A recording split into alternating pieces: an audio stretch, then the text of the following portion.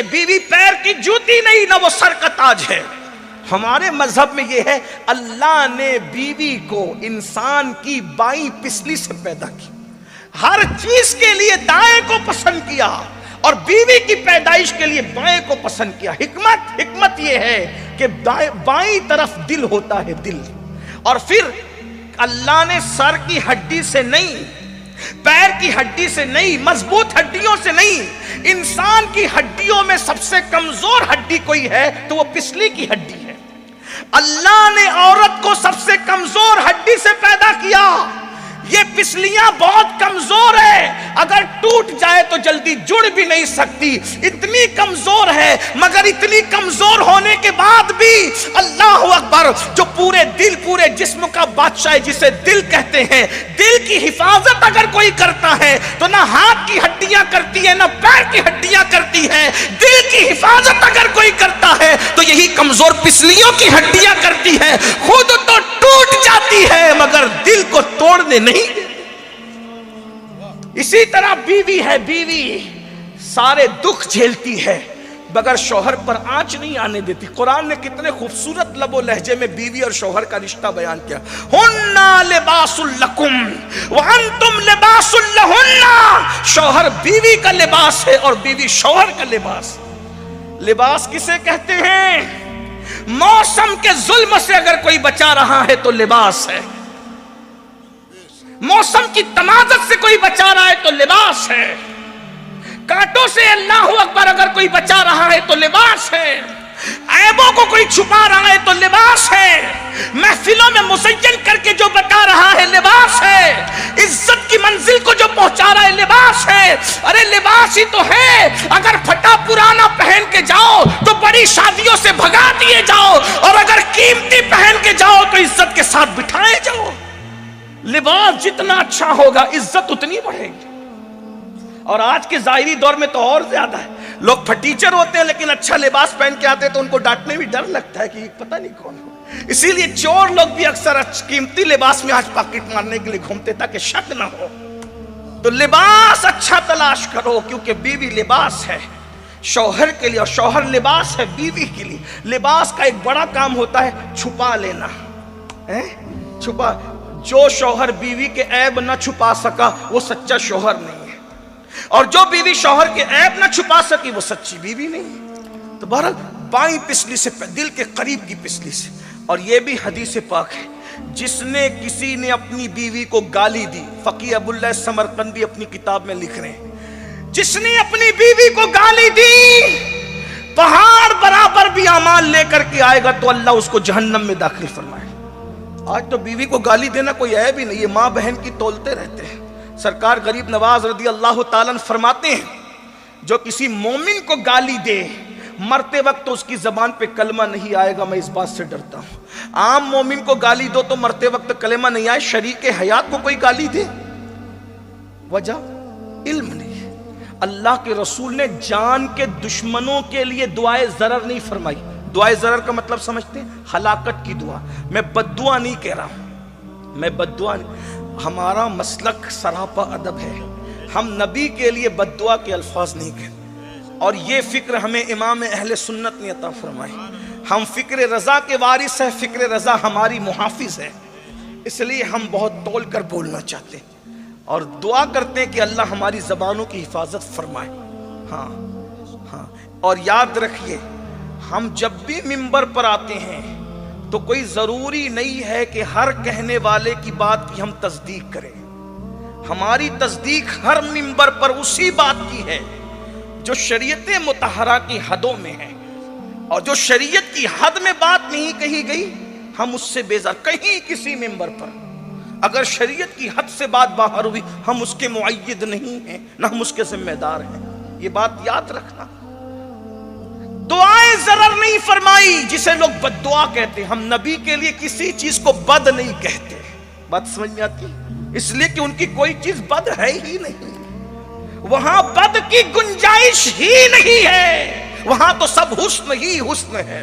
جتنا حسن تھا انہیں عطا کیا اور جو حسن نہیں تھا انہیں نہیں عطا کیا. یہ حضور کی شان ہے صلی اللہ علیہ وسلم. تیرے تو وصف ऐबे तनाही से है बरी, हैरान हूं मेरे शाह मैं क्या क्या कहूं तुझे। मेरी कौम के जवानों बीबियों पे जुल्म करने वालों, उन्हें मारने वालों, उन्हें पीटने वालों, ध्यान से सुन लो, दंदान शहीद करने वालों के लिए हलाकत की दुआ नहीं की। अल्लाह के रसूल सल्लल्लाहु अलैहि वसल्लम का खून गिराया गया, हलाकत और तबाही की दुआ नहीं की। हुजूर को जख्मी कर दिया गया, हत्ता के हुजूर के मुकद्दस चचा का कलेजा चबाने वालों ने कच्चा कलेजा चबाया, हुजूर ने उनके लिए भी हलाकत की दुआ नहीं की। हुजूर अलैहिस्सलाम ने सगे चचा के कातिल के लिए भी हलाकत की दुआ नहीं की। लेकिन एक खातून आकर के अर्ज करती, आका मेरा शौहर मुझे मारता है, तो मैं उससे मेरा नाम लेके कहना कि अब वो न मारा करे। शौहर से कहा, हुजूर ने कहा नहीं मारना, फिर मारा। फिर आगे कहते हुजूर उसने फिर मारा। अपनी चादर दी, ये मेरी चादर सबूत के तौर पे ले जा कहना। हुजूर ने मना किया मत मारना, तो उसने चादर देख के भी फिर मारा। उसका नाम हारिस था। हाथ उठाया और दुआ की, अल्लाह हारिस को हलाक कर दे, हारिस को बर्बाद कर दे, हारिस को तबाह कर दे। मुहद्दिसीन कहते हैं ये सिर्फ हारिस के लिए हलाकत की दुआ नहीं हो रही है, हर उस कमबख्त के लिए हलाकत की दुआ हो रही है जो अपनी बीवी पे जुल्म करता है। अगर आज हमारे घर में बरकत नहीं है तो उसकी एक वजह बीवी पे जुल्म भी है। कुछ औरतें भी शौहर पे जुल्म कर रही हैं, लेकिन शौहर आजकल ज्यादा जुल्म कर। जुल्म की मुख्तलिफ शक्लें। नंबर एक, हमारे लिए बीवी के हक में यह बात कही गई थी, जो तुम खाओ वो उनको खिलाओ।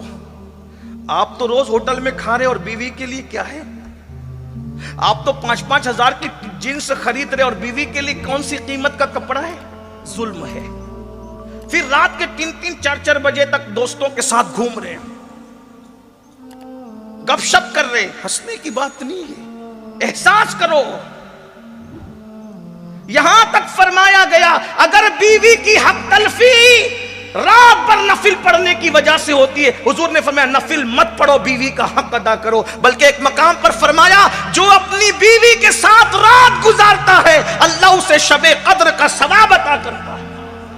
इबादत गारों की, इबादत करने वालों की शबे कद्र तो साल में एक मर्तबा आती है, लेकिन मुस्तफा जाने रहमत कैसे करीम है जो बीवी को मोहब्बत देने के लिए रात उसके साथ गुजारे, उसकी हर रात को शबे कद्र की सवाब का दर्जा अता करते हैं।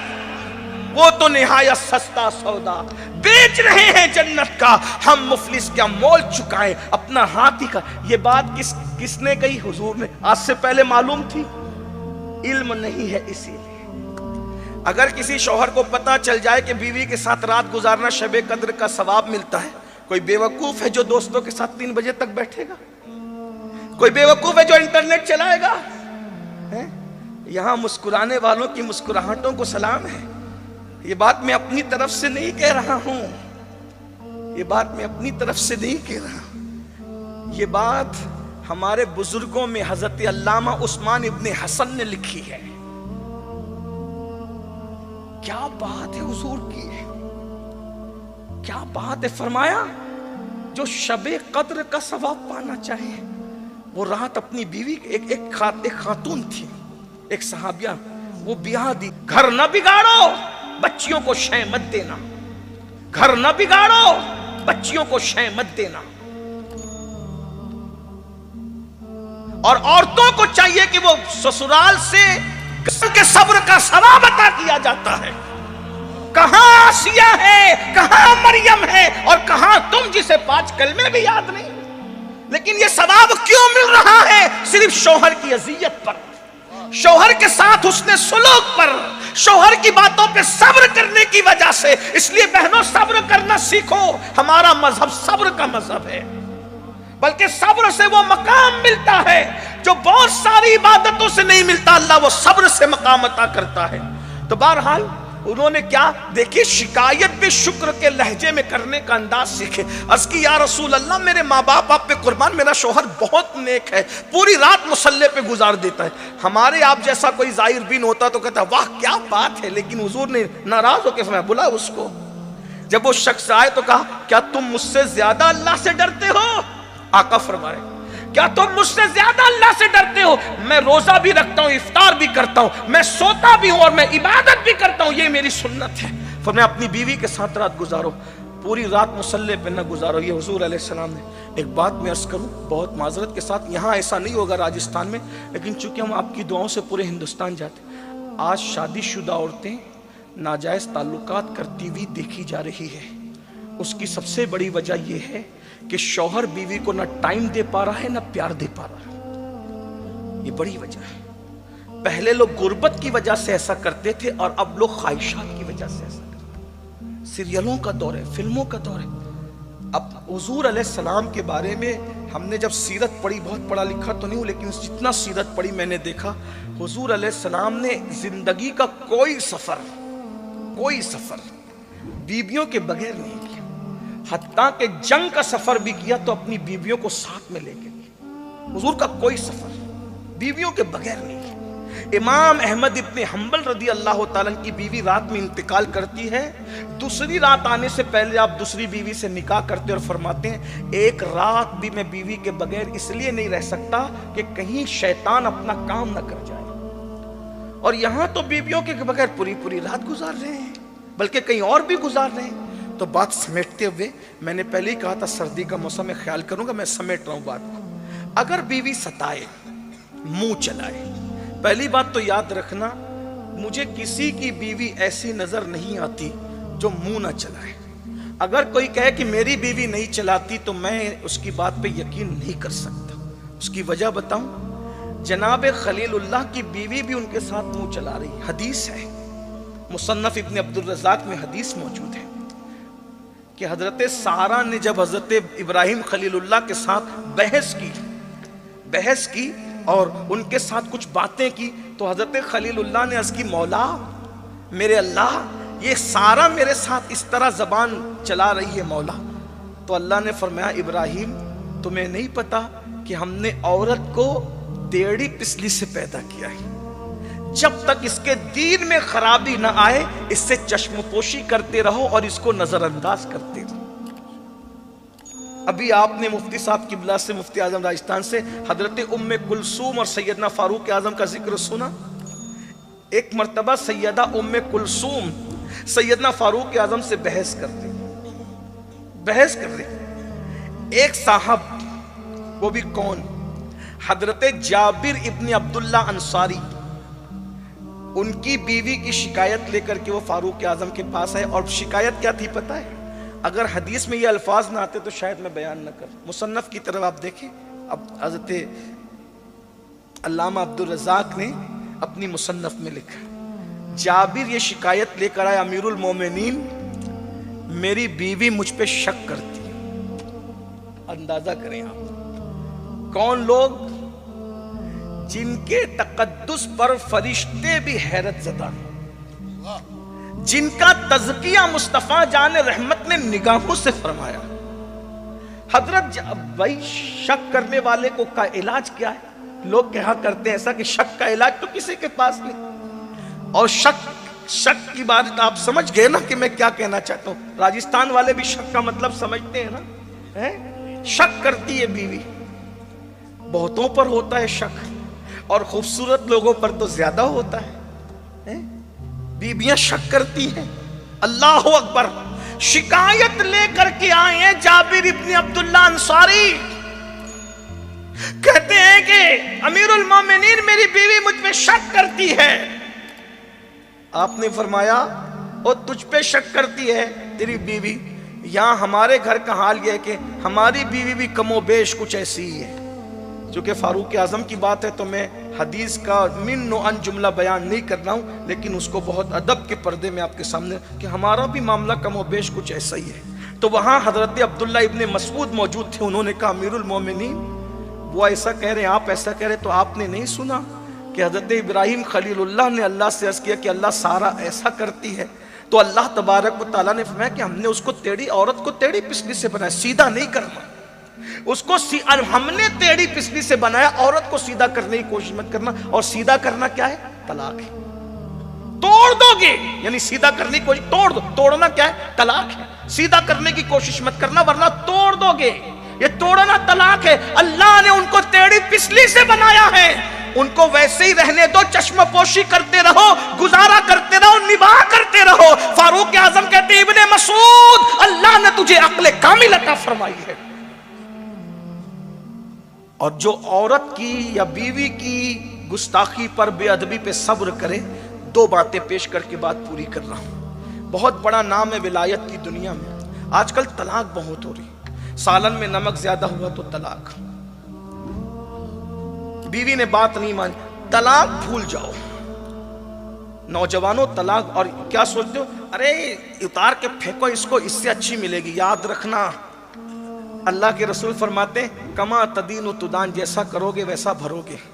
اگر کسی پہ ظلم کر کے طلاق دی تو جو دوسری آئے گی پورا پورا بدلہ لے گی, اس کو کیا کرو گے, یاد رکھنا. اور جس کی زندگی سے کھیل رہے ہو نا طلاق دے کر, آقا نے تو یہاں تک فرمایا جس نے چڑیا کی زندگی سے کھیلا ہوگا پہاڑوں جیسی نیکیاں لائے گا پھر بھی جہنم میں جائے گا. جو عورتوں کی زندگی سے کھیلے, سوچو تو صحیح. طلاق دے رہے ہو, کیا دو گے, جہیز واپس کرو گے, مہر واپس کرو گے, عدت کی رقم واپس کرو گے, اور دولت کے نشے میں ہوگے تو چند لاکھ روپے بھی واپس کر دو گے, دے دو گے. رقم پر لوگوں کی آبرو کو تولنے والوں یاد رکھنا, سب کچھ لوٹاؤ گے, کیا اس کا شباب جو تم نے چوسا ہے کیا وہ شباب بھی لوٹا سکو گے؟ اور یاد رکھنا کسی کی بیٹی کو طلاق دے کر اس کو بستر پہ تڑپانے والوں, ہمارے تمہارے نبی نے فرمایا البر لا یبلا والذنب لا ینسى والدیان لا یموت, اعمل ما شئت کما تدین تدان. نیکی کبھی پرانی نہیں ہو سکتی, گناہ کبھی بھلایا نہیں جا سکتا, خدا کو کبھی موت نہیں آ سکتی. تم جو چاہو کرو, جیسا کرو گے ویسا بھرو گے. اگر تم نے کسی کی بیٹی کو طلاق دے کر اس کے پورے خاندان کو غمگین کیا اور تڑپایا ہے تو تم بھی اس منزل سے گزرنے کے لیے تیار ہو. کسی کا داماد بنتے وقت یہ سوچ لینا کہ میرا بھی کوئی داماد بنے گا. داماد بن کر کے بہت موچوں پہ تاؤ دیتے ہو. کسی کا شوہر بننے سے پہلے یہ بھی سوچنا کہ میں بھی بیٹی کا باپ بنوں گا اور میرا بھی کوئی داماد ہوگا. کھیل بنا رکھا ہے, سب تماشا بنا رکھا ہے. اللہ کے رسول علیہ الصلوۃ والتسلیم نے تسبیح اور مصلی کی بنیاد پر, داڑھی اور ٹوپی کی بنیاد پر کسی کو اہم نہیں قرار دیا. داڑھی ٹوپی تسبیح مصلی کی اہمیت اپنی جگہ ہے, لیکن آقا فرماتے ہیں تم میں سب سے بہتر وہ ہے جو اپنی بیوی کے ساتھ اچھا سلوک کرتا ہے, اور میں تم سب میں بہتر ہوں کہ میں اپنی بیویوں کے ساتھ تم سب سے زیادہ اچھا سلوک کرتا ہوں. غور کیجئے, ایک ہستی ہے ولایت کی دنیا میں, بہت بڑا نام ہے, سیدی احمد کبیر رفائی. سرکار غوث پاک نے فرمایا احمد کبیر معرفت کا سمندر ہے, سمندر. غوث پاک جس کو معرفت کا سمندر کہہ دے وہ کیا ہستی ہوگی. اور پھر ہمارے مسلک میں تو یہ بات بالکل مشہور ہے, بار بار آپ نے سنا ہوگا علماء سے, کہ جب مدینہ منورہ جا کر کے آقا کے مواجہ میں پہنچ کر کہا السلام علیکہ یا جدی, تو قبر انور سے جواب آیا وعلیکہ السلام یا ولدی, اے میرے بیٹے تجھ پہ بھی. تو کہا حضور مصافحہ کرنا چاہتا ہوں. تو ہمارے بزرگوں نے فرمایا احمد کبیر رفائی کے لیے حضور نے اپنے ہاتھ قبر انور سے باہر نکال دی.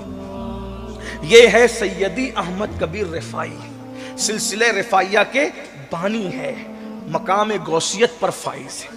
اتنے بڑے بزرگ ہیں, مگر اب سنو, ان کا ایک مرید تھا. اس مرید نے خواب دیکھا کہ مرشد سیدی احمد کبیر رفائی مقام صدیقیت پر فائز ہو گئے. مقام صدیقیت, اور صدیقیت کا مقام نبوت کے مقام کے بعد ہے.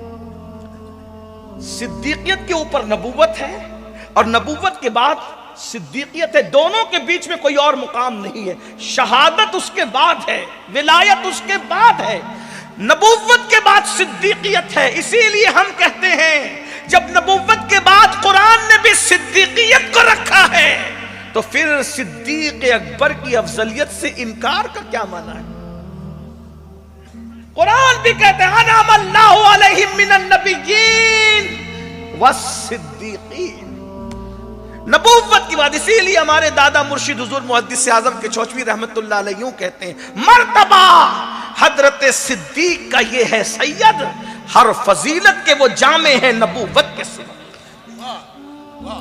اگر لوگ الگ الگ بولی بولنے پر آ جائیں تو کسی کی نہ ماننا، اپنے اسلاف کے نقش قدم پر رہنا۔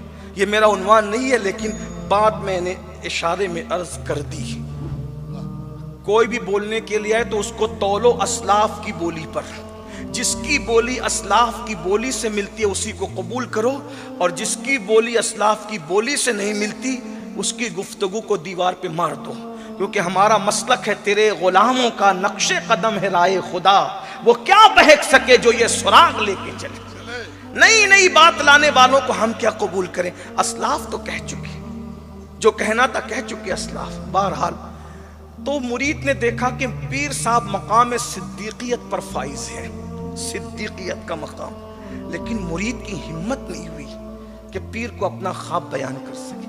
پہلے کے مرید لوگ کیا ادب کرتے تھے، پیر کی شان میں خواب دیکھا ہے، لیکن حوصلہ نہیں ہے کہ پیر کو اپنا خواب بیان کر سکے۔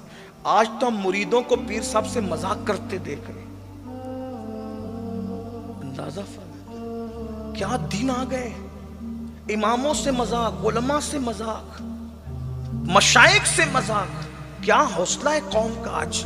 بہرحال لیکن وہ پیر بھی کون تھا، ہائے ہائے ہائے، جسے دنیا احمد کبیر رفاعی کہتی ہے۔ کیا تربیت تھی ان لوگوں کی، جو پیروں کا اتنا ادب کرتے ہو، وہ رسول اللہ کا کتنا ادب کرتے ہیں۔ ہمت نہیں ہوئی کہ پیر کو بیان کر سکے کہ میں نے خواب دیکھا، نہیں بیان کر سکا۔ ایک دن وہ خانقاہ میں آیا تو دور سے ایک منظر دیکھا اس نے۔ خانقاہ میں یہ منظر کیا کہ کوئی نہیں ہے خانقاہ میں، حالانکہ حضرت کی خانقاہ میں ہزاروں لوگ آتے تھے واعظ سننے کے لیے، ہزاروں کی تعداد میں۔ حضرت کا بہت بڑے واعظ تھے آپ اپنے زمانے کے، ہزاروں لوگ واعظ سنتے تھے۔ آج انٹرنیٹ پر چند ہزار لوگ کسی کو دیکھ لیتے تو زمین پہ قدم نہیں رکتے ہمارے، لیکن ہمارے بزرگوں کو بغیر انٹرنیٹ کے اس زمانے میں ہزاروں لوگ سنا کرتے تھے۔ یہ ہمارے بزرگ لوگ تھے، ہم ان کے پیچھے ہر اعتبار سے پیچھے۔ اللہ کرے ہمیں ان کے خیرات مل جائے، ان کا صدقہ مل جائے۔ تو سیدی احمد کبیر رفاعی رضی اللہ تعالیٰ عنہ کی خانقاہ، اتفاق ہے کوئی نہیں ہے، ایک خاتون ہے جو سیدی احمد کبیر رفاعی کو مار رہی ہے، اور آپ نے اپنی گردن جھکا لی ہے۔ ام عبیدہ میں یہ کون کر سکتا تھا؟ خانقاہ ام عبیدہ میں یہ کون، کس کی ہمت تھی جس سے ملاقات کے لیے خضر علیہ السلام تشریف لائیں، جن کے لیے حضور کے ہاتھ قبر انور سے باہر آ جائیں، جن کے لیے رسول اللہ کا سلام آئے قبر انور سے، اس کے لیے ہمت کون کر سکتا؟ مرید رک گیا، قدم ٹھہر گئے، ہمت نہیں ہوئی کوئی آگے بڑھنے کی، لیکن دیکھتا رہا کہ حضرت کے ساتھ یہ ہو رہا ہے۔ حضرت خاموش صابر اور شاکر بنے کھڑے ہیں۔ مارنے والی مار کر چلی گئی، اور جب خون وغیرہ گردن سے نکلنے لگا، جسم زخمی ہو گیا، جب وہ چلی گئی تو مرید آیا اور آنے کے بعد عرض کیا، حضور اگر میں صحیح پہچان سکا ہوں تو جو آپ کی شان میں بے ادبی کر رہی تھی، کیا وہ میری پیرانی امی نہ تھی؟ پیرانی امی نہ تھی وہ؟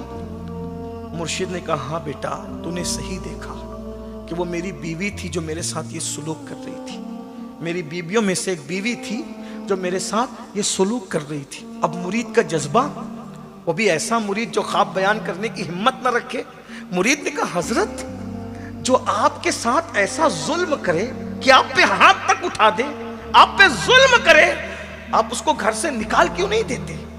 آپ اس کو طلاق کیوں نہیں دیتے؟ اس کو گھر سے باہر کیوں نہیں کر دیتے؟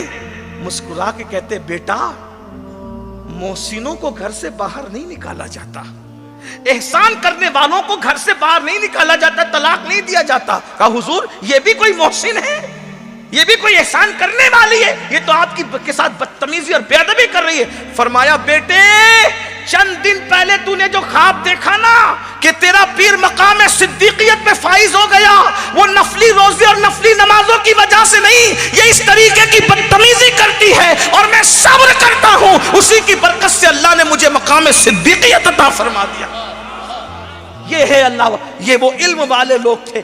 ایک مرتبہ حضرت سیدنا شفیق بلخی، ان سے کسی نے کہا، آپ اپنی بیوی کو طلاق دے دے کہ بہت بد اخلاق ہے۔ وہ بد اخلاق ہے نا، میں تو اخلاق مند ہوں۔ بد اخلاق کے ساتھ اخلاق سے پیش آنا، اسی کو تو اخلاق کہتے ہیں۔ ارے تو مرا ملا بگو یا میں تورا حاجی بگو، یہ تو اکول ہو گیا نا۔ وہ مسکرا رہے تو آپ بھی مسکرا رہے، وہ گفٹ دے رہے تو آپ بھی گفٹ دے رہے۔ یار یہ اخلاق نہیں ہے کہ وہ گفٹ دے تو آپ بھی گفٹ دے، وہ مسکرائے تو آپ بھی مسکرائے۔ اخلاق تو یہ ہے وہ ظلم میں آگے بڑھتے رہے، آپ حسن سلوک میں آگے بڑھتے رہے۔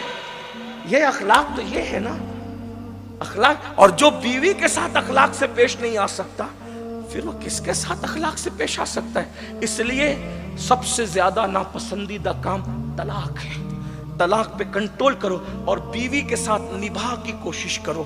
اور آقا فرماتے ہیں صلی اللہ علیہ وآلہ وسلم، سردی کا خیال کرتے آخری حدیث پڑھ رہا ہوں مفہوم کے طور پہ، آقا فرماتے ہیں عورت اگر صبر کرے شوہر کے ظلم پر تو مریم اور آسیہ کا ثواب پاتی ہے، اور شوہر صبر کر لے بیوی کے ظلم پر تو اللہ اسے صبر ایوب کا ثواب عطا فرماتا ہے۔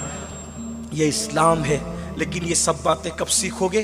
جب پڑھو گے، قرآن پڑھو، حدیث پڑھو، سیرت النبی پڑھو، میرے آقا کی سیرت طیبہ پڑھو، آقا کریم صلی اللہ علیہ وآلہ وسلم کی ازدواجی زندگی پڑھو۔ کب تک سیریل دیکھ کر کے زندگی جینا سیکھو گے؟ اگر زندگی جینا سیکھنا ہے تو مصطفیٰ جان رحمت کی زندگی دیکھ کر کے جینا سیکھو، تب پتہ چلے گا کیا زندگی تھی حضور علیہ السلام کی۔ اتنا یاد رکھنا، ام المومنین سیدہ عائشہ صدیقہ کہتی ہیں جب میں بیمار پڑ جاتی تھی اور کام کرنے کے قابل نہ رہتی تھی تو حضور علیہ السلام میرے حصے کے کام کر لیا کرتے تھے، حتیٰ کہ گھر کی صفائی تک، حتیٰ کہ آٹا گوننا مجھے نہیں آتا تھا تو حضور مجھے آٹا گون کر دیتے تھے اور میں روٹی پکاتی تھی۔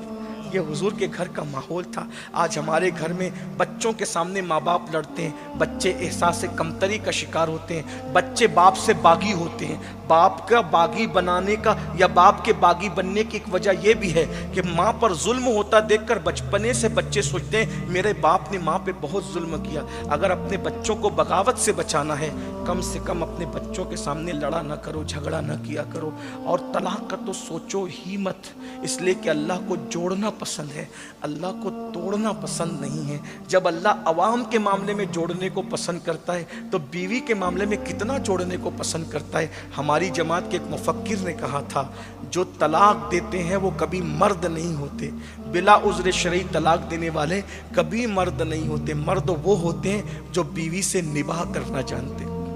علامہ شفیق بلخی کی بیوی امام شفیق بلخی بڑے زاہد تھے، غریب نواز جیسے لوگ ان کی تعریف کرتے ہیں، شفیق بلخی وہ ہے۔ شیخ شہاب الدین عمر سہروردی جیسے لوگ ان کی تعریف کرتے، شفیق بلخی وہ ہے۔ داتا علی حجویری جیسے لوگ شفیق بلخی کی ولایت کی تعریف کرتے، شفیق بلخی وہ ہے۔ ان کی بیوی بڑی بد اخلاق تھی تو کسی نے کہا طلاق دے دے۔ فرمایا یار میں طلاق دے دوں گا، کسی اور سے نکاح کرے گی، وہ برداشت نہیں کر پائے گا، اور اس نے جو ظلم کیا اس سے بڑھ کے وہ ظلم کرے گا تو ایک عورت پہ ظلم ہوگا۔ اس لیے میں طلاق نہیں دیتا کہ میں برداشت کر لوں گا، اس سے بدلہ نہیں لوں گا، لیکن دوسرا شوہر تو بدلہ لے گا نا۔ تو مجھے یہ گوارا نہیں ہے کہ کسی عورت پر ظلم ہو، اس کو ظلم سے بچانے کے لیے میں اس کا ظلم سہ رہا ہوں۔ یہ اللہ والے لوگ تھے، یہ ان کی فکر تھی، یہ ان کی سوچ۔ یہ فکر علم سے آتی، اللہ کے خوف کی وجہ سے آتی، اللہ کی خشیت کی وجہ سے آتی۔ آئیے ہم اس طرف آتے ہیں۔ اللہ تبارک و تعالی ہم سب کو توفیق عطا فرمائے۔ اپنے بچوں کو ڈاکٹر، ٹیچر، انجینئر سب بناؤ، لیکن سب سے پہلے جتنا علم حاصل کرنا ایک مسلمان کے لیے فرض ہے، غسل و وضو، نماز، کیا بولنا ایمان ہے، کیا بولنا کفر ہے، کیا بولنا جائز ہے، کیا بولنا ناجائز ہے، یہ ساری چیزیں اپنے بچوں کو سکھانے کی